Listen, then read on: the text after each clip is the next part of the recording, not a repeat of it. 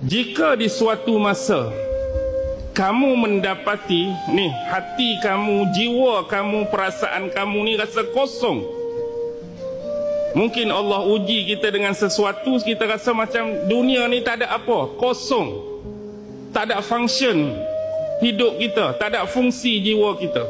Maka waktu tu nombor satu, kata Imam Ghazali, carilah kembali dan temuilah kembali hati kamu ketika kamu membaca kalam Allah Al-Quran.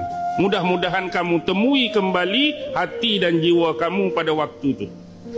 Dah kita rasa kosong tu, ambillah Quran, buka, bacalah ayat Quran yang bermanfaat, yang berpahala, yang bermukjizat. Mudah-mudahan hati kita terisi kembali.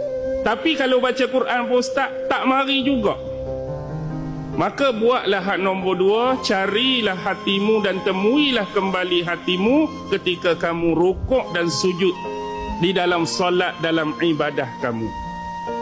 Cari balik hati kamu ketika kamu beribadah, terutama solat, duk rukuk tu, minta balik hati. Tiba-tiba hak nombor dua tak mari juga, rasa kosong juga. Maka carilah dan temuilah hatimu ketika kamu bersendirian. Dan waktu itu kamu bertafakur dan berzikir mengingati Allah, berwirid mengingati Allah.